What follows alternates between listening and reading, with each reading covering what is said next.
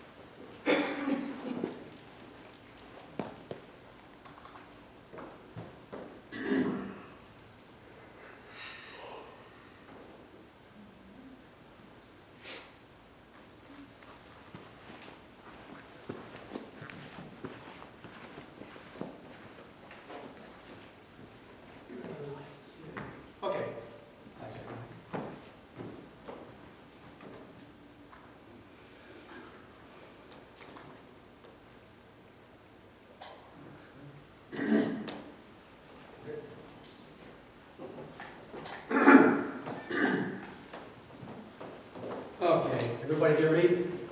Okay, this is going to be actually on sort of, I guess not a new, in the sense of brand new, but a new field for astronomy. We're all familiar with astronomy, the standard thing that we all do, observing, astrophotography, etc. There's another field of astronomy, which our friend Ken Berta is heavily involved in, has the history of astronomy, but there's a third form, and that's what I'm going to talk about tonight.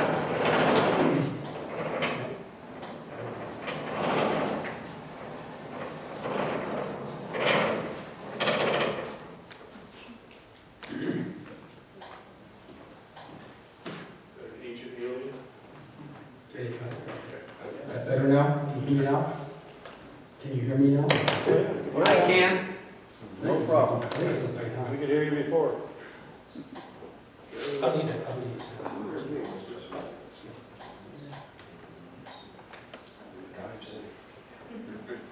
Okay?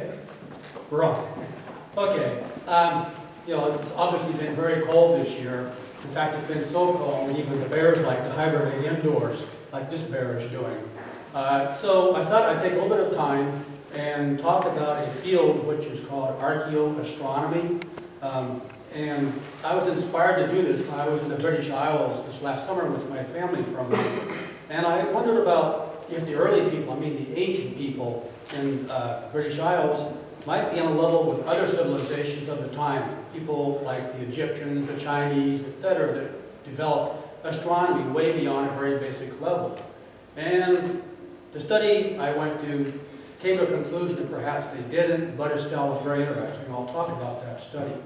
The study of planets, stars, galaxies, so on, falls under the field of astronomy, and I mentioned Ken talks about the history, but in about 1960, this field of archaeoastronomy became interesting to people who are studying at Stonehenge, the ancient Stonehenge in Britain. And what it is not a search about directly of astronomy itself, but how the astronomy beliefs of those people might have led to cultural changes. Also how it might have fit into a culture's evolution. Obviously those ancient people didn't have telescopes because that was way before their time. So all we have left to do is look at the ancient artifacts that they have left behind for us to learn from them. Another problem that happened in this case, the British Isles, is that they didn't leave a language behind. They didn't write evidently, and so there's no recorded history. So all we can do is look at things we can physically dig up from the ground or find laying around, stone monuments, things that they buried in the little cities they used to have, and see if we can interpret what that means. Okay, the first studies were made of the Neolithic people back, starting in the 60s that I mentioned, in Stonehenge, and looked at the evidence of the people might have used the sun, moon, star positions to determine certain things, such as seasons of the year, create a calendar of things like when it's time to plant, when the winter is coming, when the migration of herds might be happening, these type of things. And a lot of people think that maybe religion entered into this, but I think it was looked at from a very different way than the way we look at religion. They often would interpret what they saw perhaps in a religious term, but maybe the things that they saw in the sky couldn't quite be understood, so they would assign something to it to mean something. For instance, there might be gods or whatever creatures in the sky that would give them the information that they're looking for, and that's what they were looking for. But also, we would also look at whether they also used this to develop to a higher level, like they did in Greece and China and other places, developing relationships of time to space, mathematics like geometry, navigation, and of course, architecture itself. My family, when we went to the British Isles, I thought, well, maybe while I'm sitting around, I might look for a link when I get back about astronomy to that culture of the early people. When I went to high school a few years ago, I remember reading in books that the Druid culture was probably the ones that created Stonehenge, and but since then it's pretty much been determined that that is not true. The Druids were probably before that period, and in fact the Druid culture, the religion was based on woods, you might say, a forest, that type of information that they incorporated into their culture, their beliefs. Whereas most of these monuments we're going to be talking about were stone buildings, stone creations, stone circles like at Stonehenge. And also it seems like I noticed that there was a lot of navigation that was utilized by other peoples, like in Greece and China, where they used the stars to provide a way of navigating, but it doesn't seem to be really that much going on in the early British Isles. It was mostly used for this calendaring type of work they were looking at. But they could also look for signs in the heavens, which is astrology. And really, I know I've talked about Ken a lot on this, and really the foundation of modern astronomy is astrology. And a lot of times, the signs of life, things like war, earthquakes, the fate of kingdoms, those things were signs of astrological type of reason, I guess you might say. But invariably, that did promote a way of getting into astronomy. Also, the people those days, maybe they couldn't control something, they couldn't control the seasons, the rain, the cycles of climate, and they could perhaps take that information and say, well, that's caused by somebody or something up there, whether it's a religious interpretation or whatever, and that's where astrology came into the picture. But as we have come to learn, and as I'm a firm believer, is that astronomy was founded on a foundation of astrology. Okay, this is Stonehenge, and that was particularly interesting to my family because my son Brian, who you all know, he's a member of the club here, he's now 15, and he loves Stonehenge. He did a lot of reading about Stonehenge, and he wanted to go there. That was his #1 thing he wanted to see when we went to the British Isles, so we went there. A lot of this information that we found is that it was very wrong because the information over the ages, the last 100 years or so, was based on writings of people who read things in Rome and by the Romans. People assumed information. A lot of it was really wrong.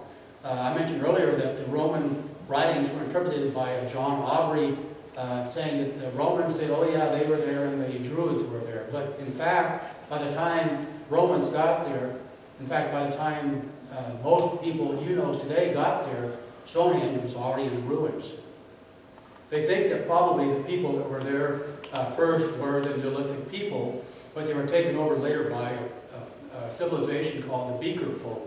They were called that because they used for pottery for drinking vessels. And they began to use metal implements, and the metal implements seem to have had a major influence as far as different cultural changes. But there's also another case of Stonehenge that was a very troubling issue for me. It was thought, and well stated in books I used to read when I was in school, that the importance of the astronomical design, you might say, of Stonehenge was the fact that the sun would go over the Heelstone during the summer solstice, and there's all kinds of locations in there. They can determine that these were positioned to determine the calendar, etc. But that was noted in 1771. That was these fellows who wrote about this. And since then, they've thought about it and said, you know, 4,000 years ago, the sun was to the left of the Heelstone. So I doubt if they were calculating the solstice for 2015, but as our good professor just mentioned, to the precession, there's a good chance it wasn't really aligned with north, so this is again up in the air. And what were the people who lived there? There's no evidence that it was ever used as a burial location or as a city. There are cities, you know, not too far from there that people might have lived in, but to this day we really don't know what that was used for. There's no human remains buried there. There's no, information left behind, etchings in rock, whatever that showed it being used for ceremonial sacrifices. In spite of what people like to think, say, well, this might have been used for human sacrifices or whatever, but we have no way of knowing that for certain. And one thing that was interesting is all the tools in the city near there were tools that would be only used in the winter, not for the rest of the season. So why would people only go to that city and only live there during the winter and then leave? But the end of the Stonehenge coincided with the start of the Bronze Age. So perhaps a different culture turned it into a non-relevant facility. That might have been why it ended. It hasn't been used for many centuries, but I did find evidence of a population of people who still worship at them called tourists. And I think that perhaps this may have been what Stonehenge was in its ancient days. It was viewed as either gathering space for important events, whether it's religious, it could have been something as simple as a farmer's market. It could have been there for a purpose of people gathering to, celebrate the start of a hunting season, the start of a growing season, whatever.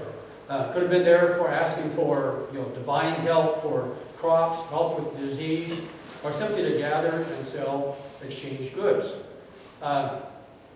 Similar grand edifices throughout history have been put up, such as the pyramids, castles, cathedrals, etc.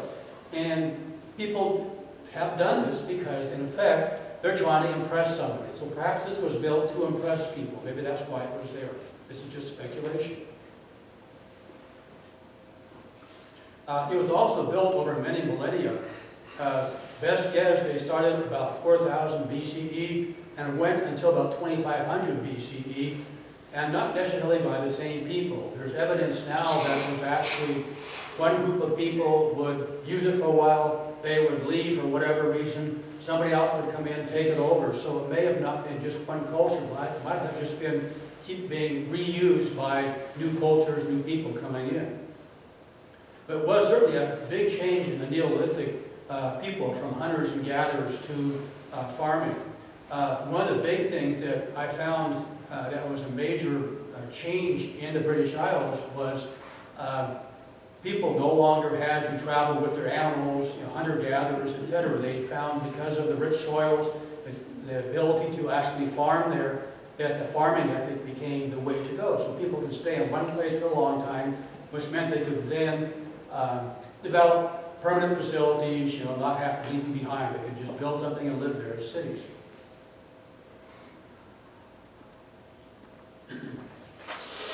The material, in the case of Stonehenge, came, some of it mostly locally, but still some of it had to get to the site.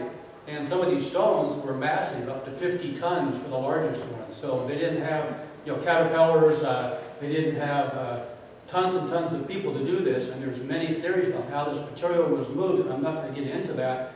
But they pretty much figured out ways it could have been moved over. Some of the ideas are rolling it, some of it using wetted timbers, rolling it on that.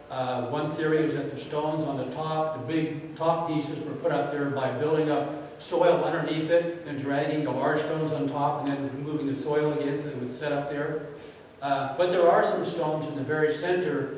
The last part that was built in the very center of this was called blue stone. They're known as the blue stones. And the stones have been found to only be one place in the British Isles, and that's Wales, 200 miles away. So how did these gigantic stones get there from 200 miles away?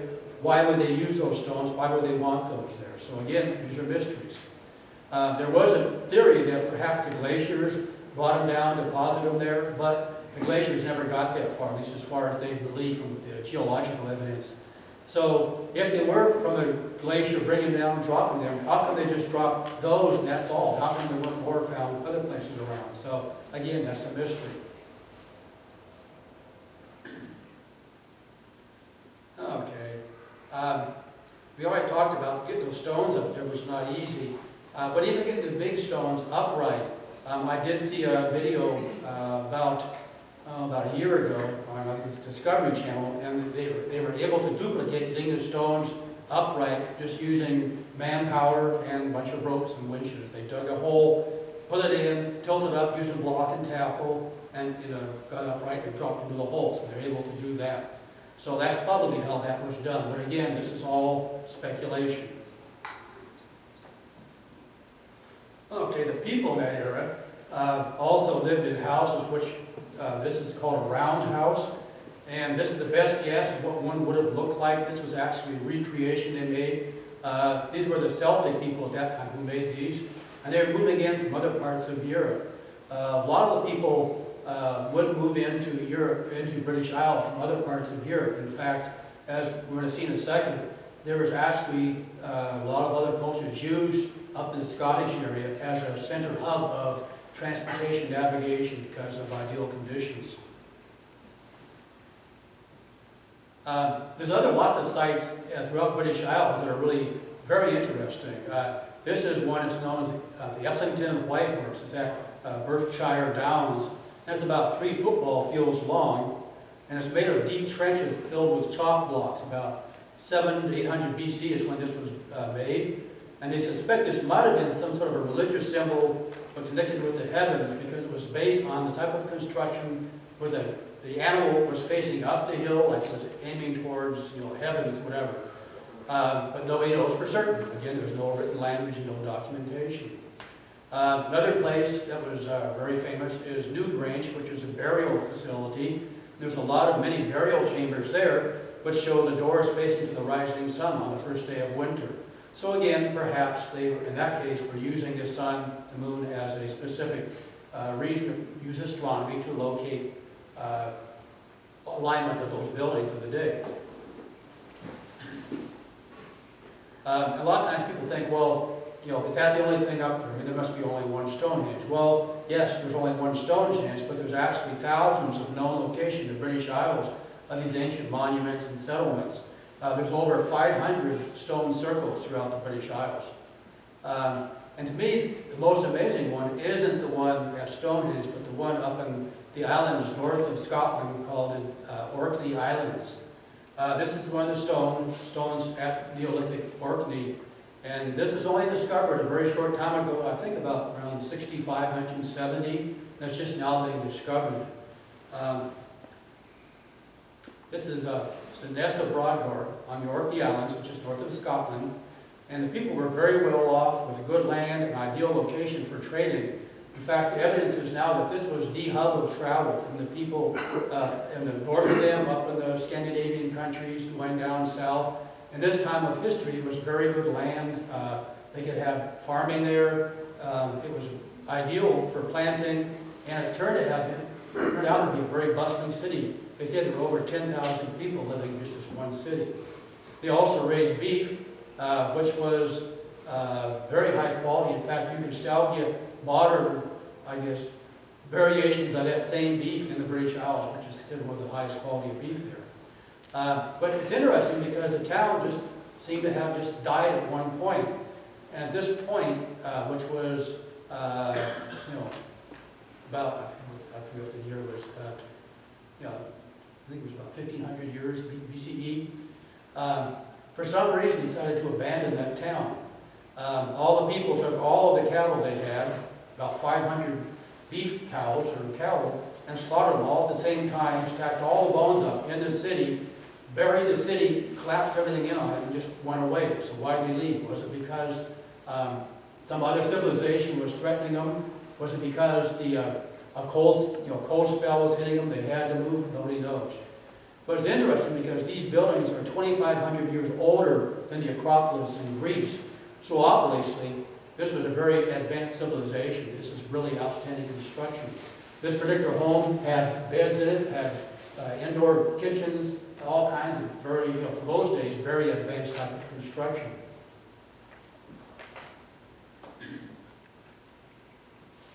Okay, and this is one of the tombs. That's a broad door burial chamber. And again, you can see here, the door was lined up with the solar, the sun coming into it. So there was a basic knowledge of the sun, so it was used in some of their construction. Okay, and then later, once this is over with, the Romans did show up, and unlike the previous cultures, which were more tribal and natural progression, you might say, they came originally peacefully, about 55 BCE, to study the area, and the people at the time, these people are really interesting people, they're gorgeous people, they're tall. In those days, Romans, the average Roman was about 5 foot tall, very short. These people were tall by their standards, light skin, pretty hair, and they said, boy, these people are just like angels. And that actually is, they believe, where the word England came from. They said, angels, land. It was angel's land. So they believe that's where the England word came from. But after they made their initial study, they went back to Rome, and Rome said, that's kind of a cool place. I think we want that. So in 43 AD, they came back and conquered, the British Isles. And it was interesting because it only took them about 40 years to take over the country, but because of the way the Romans treated the people, they were accepted because the Romans brought in a lot of useful things like roads. The Romans were famous for the roads they built. These roads they built could be used not only for hauling the armies around and everything, but also for trade, moving around, navigation, so they're very useful.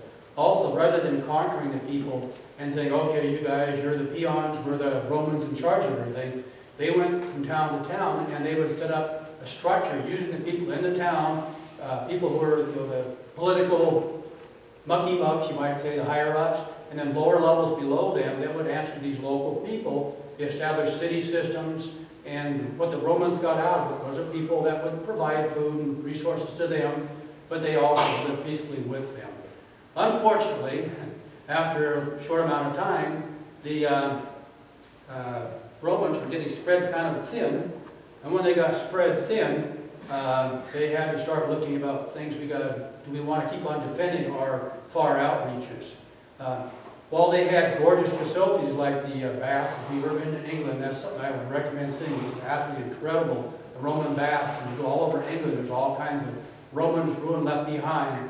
But about 400 AD, the Romans said, we're spread too thin, we got these Anglo-Saxons coming in, they're ferocious, we don't want to deal with them, so I'll tell you what, we're out of here. So they wrote a letter, actually it was Emperor Honorius, I believe is the way you pronounce his name. Basically, he wrote a letter and told the Brits, we're out of here, take care of yourself, we're out of here, do it yourself. So that's when the Anglo-Saxons came in.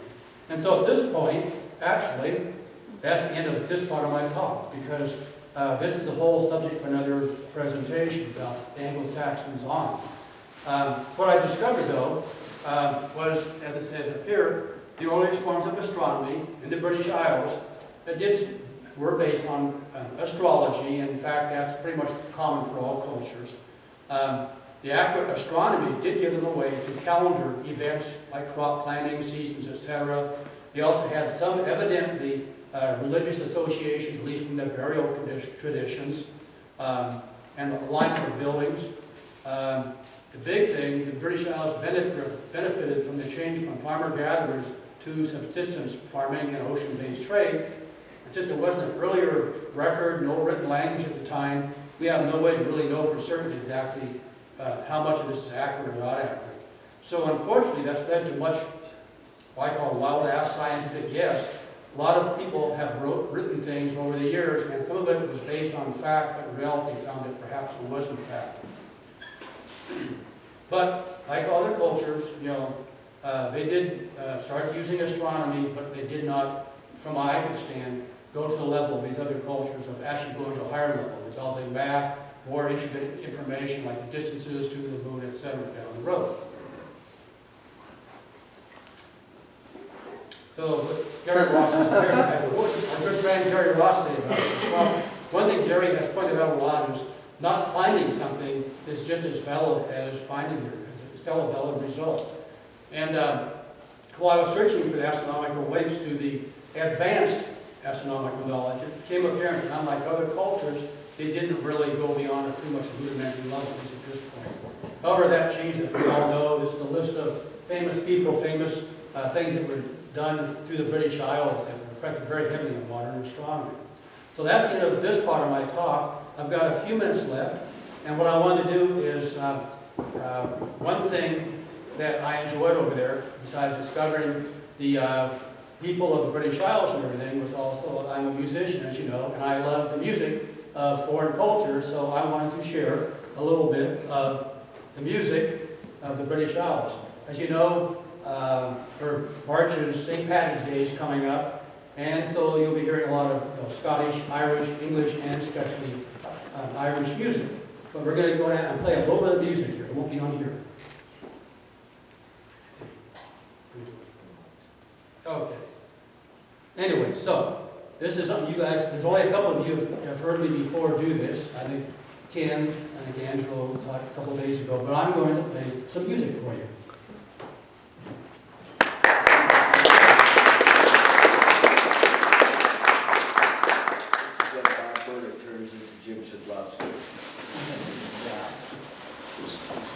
I know. Okay. The trick is like you just falling down the stairs somewhere. Boy, the trumpet has come a long way. Traditional Druid music. Yeah, traditional. I play a lot of instruments, electric and pipe organ, piano and everything else, but in synthesizers, etc. And this is actually my favorite instrument, and you'll see why in a second. We'd like to see it played on a revolving stool. And actually, as his hands go out and in, he'd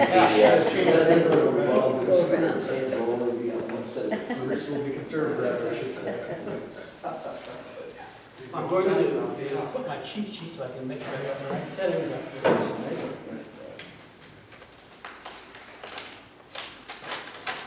This is not the type of music I normally play. I play, everything: classical music, jazz, every ethnic culture, etc. And this is not an accordion that you've ever heard before. This is a virtual accordion. It's appropriate if you're going to be playing British Isles music, because you probably should start out with, should I sit here? Okay. First up with a little bagpipes.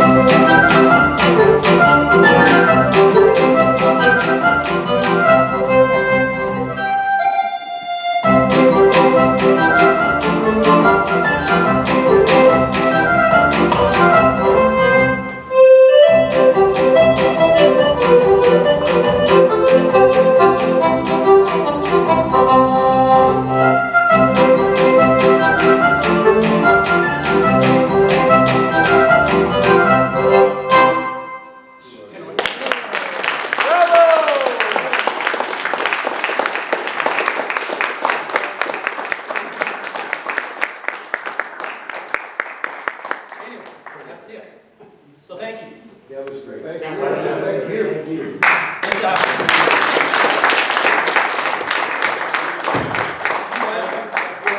Star Party, you would have heard a more elaborate concert. So maybe this upcoming week we'll do it again. So this might be a good time to announce that the Redcoats are coming, or actually, we're going to the Redcoats after the meeting, at the Redcoat Tavern on Woodward Avenue, so just north of 13 miles. So, if you would like to stick your fingers in some liquid nitrogen or freeze some flowers, file this way. Otherwise, thank you for coming out and have a good night.